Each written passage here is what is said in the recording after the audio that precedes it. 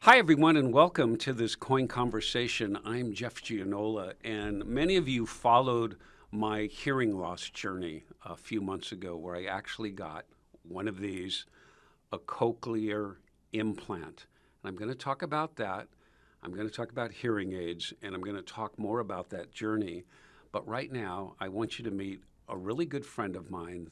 This is Chery Edwards from Cochlear North America. And Chery, it's such a pleasure to have you here. And you and I actually met during my hearing loss journey. And you work for the company that makes this device. But more importantly, you and I share a personal story.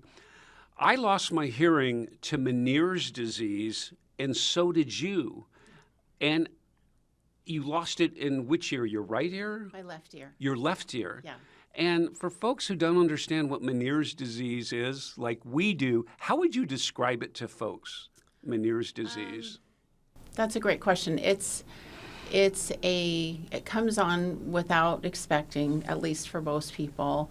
It's a series of vertigo attacks. Yes. It does sort of show itself in different people differently.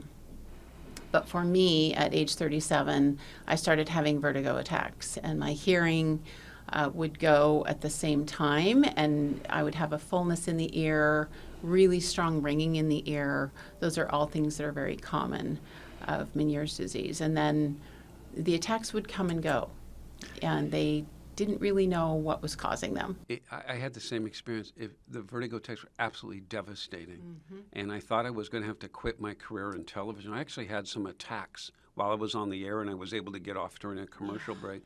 And I had to be escorted off the set I believe by it. like 2 different people. I mean, it was horrible. Yeah, no, that's very much how it is, because you don't The see it unfortunate thing about Meniere's disease, it leaves you, it basically devastates, in my case, a little bit of my balance, but also it devastated my hearing. My hearing got worse. My Meniere's symptoms got better because basically it destroyed, there was nothing else to destroy. It attacked my right ear first and a little bit on my left ear. So I have a hearing aid on my left ear, and it's paired with my cochlear implant. In your case, your right ear is just fine, right? Yes, I don't even need a hearing aid on that ear. I'm what they call single-sided deaf, true single-sided deaf. Yes. Now, did you ever start off with a hearing aid in your bad ear, then go to a cochlear implant, or did you go right to a cochlear implant? It was really interesting. My hearing came and went with the attacks. I'd have like a series of attacks. The hearing would go, and then it would come back. And so, like I said, it shows itself differently in different people, but it did that for me for about 5 years. And eventually it got to the place where my hearing was gone in my left ear, and I asked my ENT at the time, do you think it'll ever come back? And he said no, and he was right. Let's talk about the difference between a hearing aid and a cochlear implant. Hearing aid, this thing here, basically is like a speaker in your ear. All it does is amplify sound, and you can kind of control it. And I got to a point, especially in this ear, where that just didn't work anymore, and you were in the same position. How is a cochlear implant different from that? And I can hold mine up here as you're describing that, and I can show folks. So it's different. I always, because I'm a layperson, I always describe it in those terms. And I think in terms of like a speaker, just like you said, a stereo speaker. If it starts to get distorted and there's no clarity, it doesn't matter how loud you turn it up, you're not able to make the speaker work. Well, that's kind of what happens with our hearing as it declines. The speech clarity begins to decline. And that's where cochlear implants really shine. It's the equivalent of replacing that speaker altogether. And it's a very simplified way of putting it. But it's a surgical solution wherein the surgeon places an electrode array that allows the brain to hear the full scope of sound. And I documented that in my journey. I was there for the operation, which takes about 2 hours. And I didn't have any ill effects from that other than, but they basically go in your skull and they put that electrode that goes down into your auditory nerve.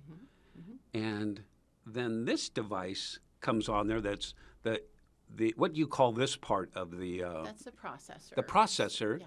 There's a battery there. This is where it's supplied. And this thing right here is a magnet that attaches to the magnet that they've put in here, and through this speaker, it's now going directly to your auditory nerve. And the weird thing for me still, Chery, is, and you probably, I'm not hearing through here. That's right. I'm hearing through here, through this round speaker here, right? Yeah, I often say it's like having a power button on the side of your head. So, the magnet goes on and it's sound on. The magnet comes off and you're just as deaf as you ever were. It's really fascinating. Yeah, just when I had that off, I couldn't hear you. Yes, yes, exactly. And then when I put it on, it snapped in. There it is. Mm-hmm. And so it's been a few months for me now, and I am amazed. You had told me when we started talking, you had told me that your brain, and my audiologist said this thing, is an amazing thing, and it will get used to hearing through that auditory nerve without hearing sound, coming through your ear canal. Mm-hmm. And it has been amazing. Each week I notice a difference. Yes, it does get better and better. I always tell people activation day, that day that you first hear with the cochlear implant processor, is the worst day of hearing with your cochlear implant that you will ever have. It just gets better from there. And the more you wear it, they have medical studies that show it's really preferred that new recipients wear their processors a minimum of 12 hours a day.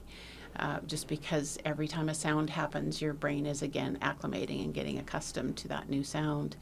The more you practice, the more you wear it, the better you get, just like anything else. So when you make your decision, when you got your cochlear implant in your left ear, mm-hmm.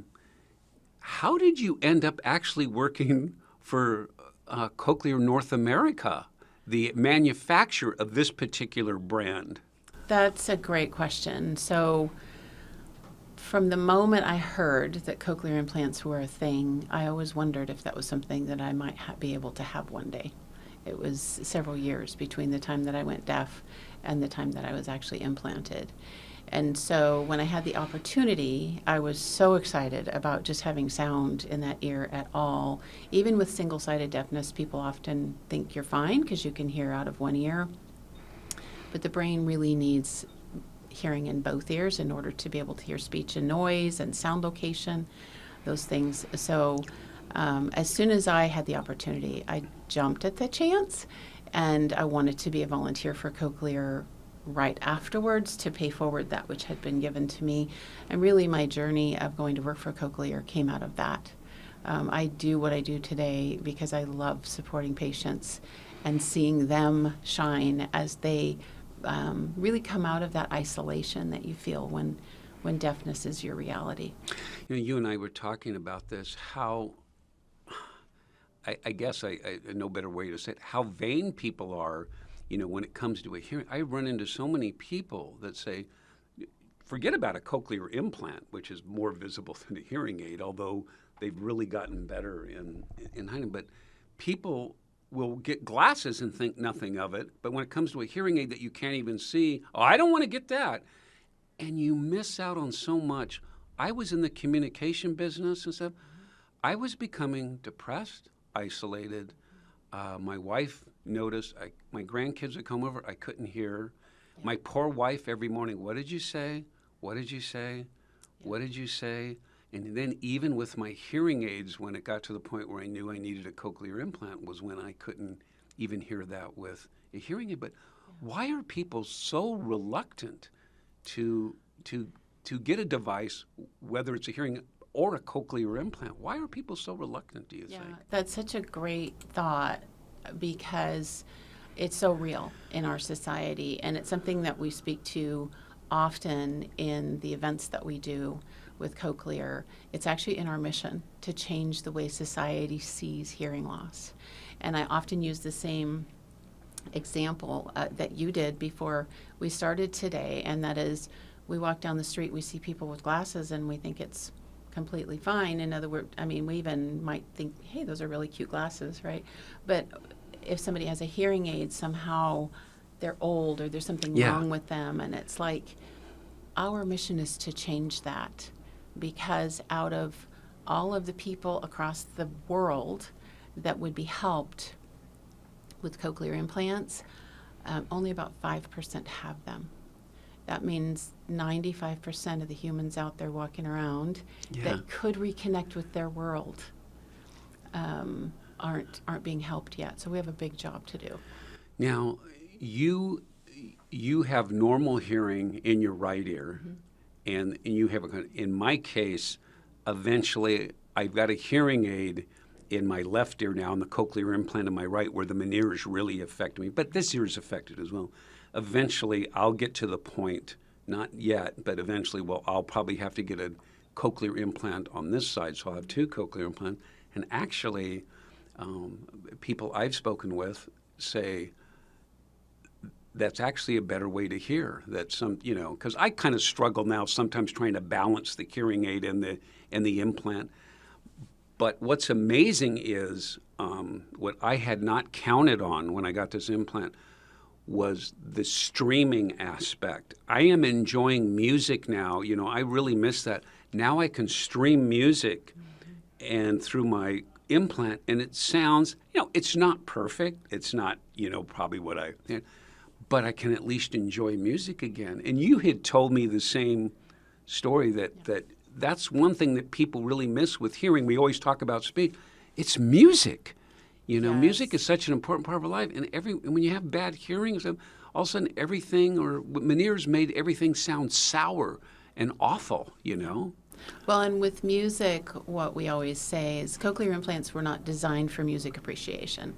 They were designed for speech recognition, which is that need to connect with the people you care about. So it's really important. Music, however, it is incredible what the human brain will do when it acclimates to cochlear implant sound. And there are cochlear implant recipients like us who very much appreciate music. But you'll find there's a variety of different experiences there. And I think it has a lot to do with how much people listen, because again, you're practicing, your brain is getting accustomed to that.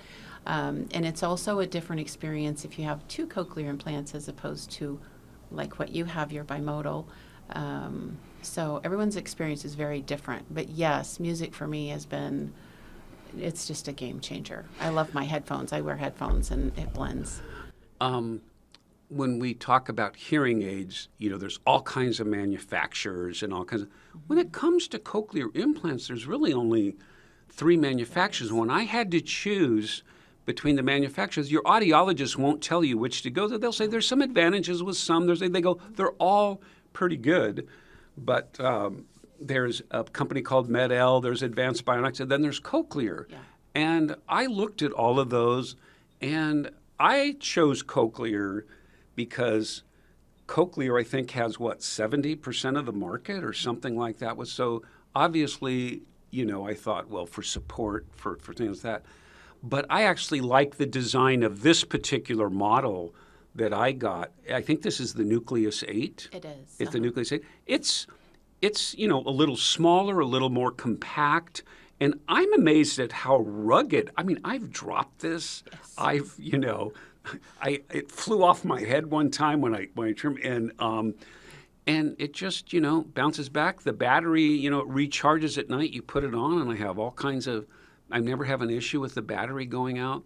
So I think when it comes to that decision to get a cochlear implant, you really have to kind of look at the manufacturers. And for some reason, I just thought, Cochlear was the brand for me. I'm not saying the others are bad, but for me, Cochlear seemed to work out. My experience was similar because I did have to make the same choice. And it depends on what's important to the individual, and that's really what I do at Cochlear is we talk a lot about what they need individually and then how we fit for that.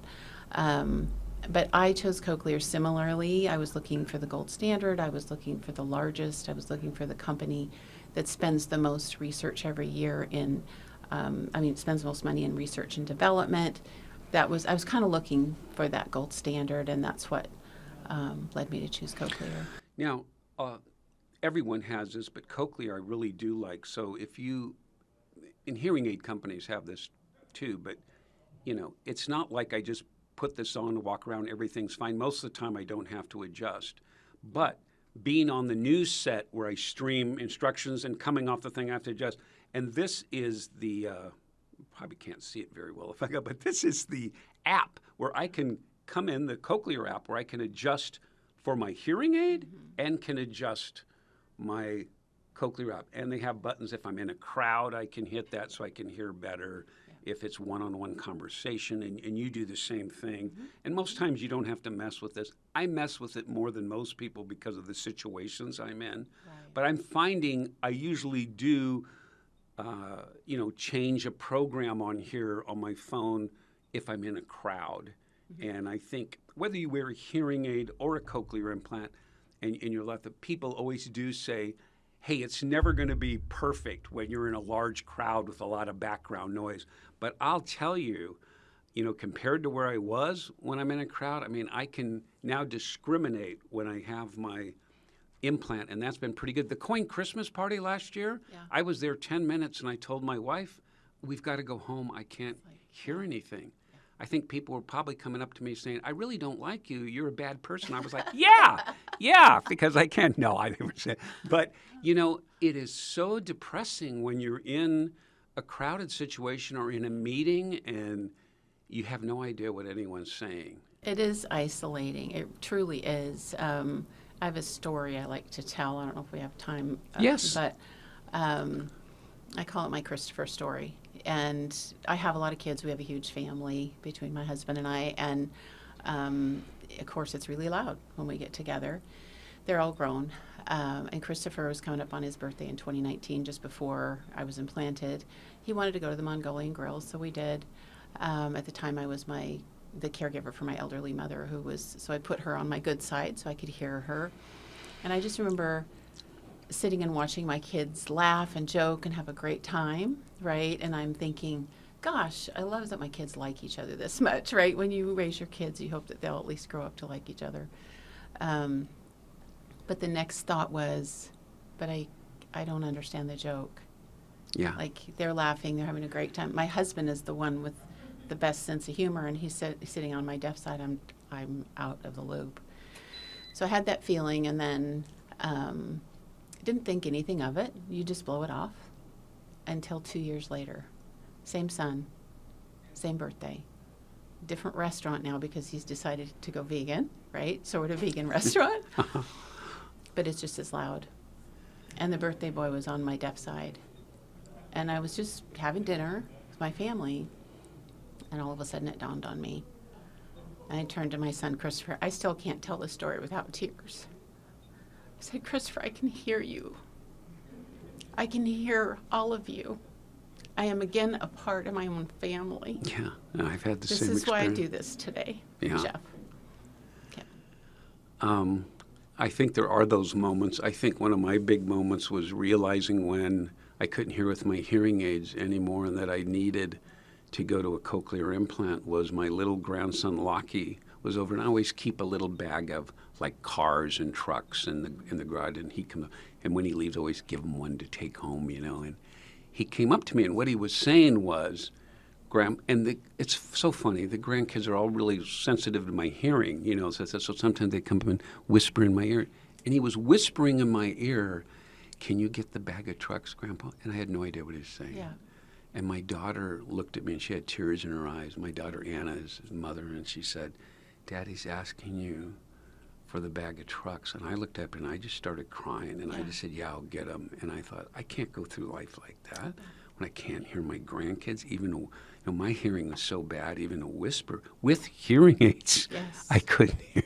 Yeah. And so then I said, I've got to. And I think it was that next Monday, I made the call, and it really has changed my life. Yeah. And I'm still getting used to my implant. My brain will keep adjusting, right? Yes, it takes time.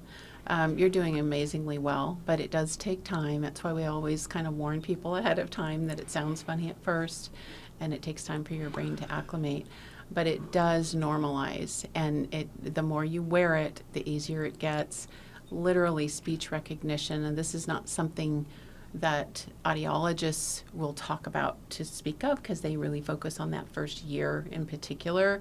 But I have volunteers that work on the team that their speech recognition has gotten better, like between 5 and 10 years. One of them has gone from 85% speech recognition by the 5-year mark, and at 10 years now, he's at 100%. So Oh my gosh. it just is completely, and I use those numbers not to set expectations for people, because sometimes people might improve by 50% or 30%, but at the end of the day, their ability to interact with their loved ones is hugely improved. Yeah. And we have so many stories that to share about that. You know, I remember when I really couldn't hear, and I told my audiologist, Lindsay Hill, we've done one of these conversations I've with Lindsay, and I said, you know, Lindsay, I think this hearing loss is really bad for relationships. I said, it just puts a strain on relationships because it's hard for the person who, and she said, yeah, she goes, it can be a relationship killer. And she said, you know, you have to really, you know, you can get so immersed in not being able to hear you have no idea the effect that it's having on other people when you're constantly in the dark, and you know, you're constantly asking them to repeat things and to go and pretty soon. And there's been studies now, Chery, correct me if I'm wrong, that if you don't do anything about hearing loss, that can actually speed up dementia, can't it? Or there are studies that connect the two, yes.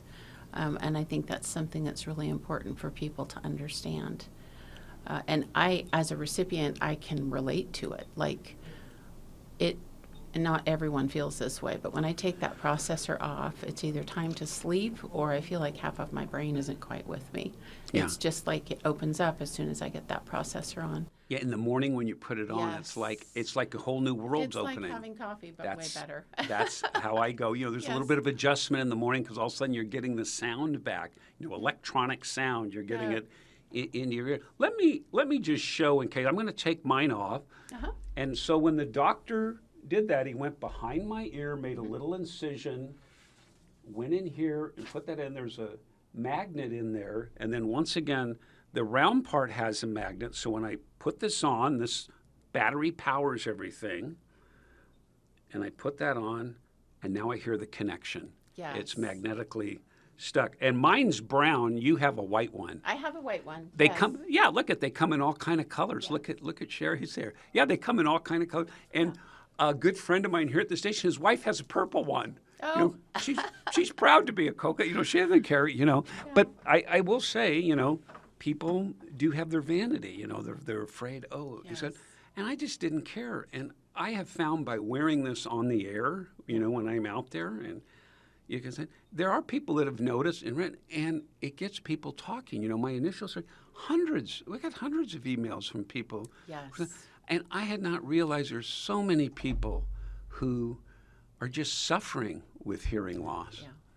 That really is true. Those numbers that I mentioned earlier are real.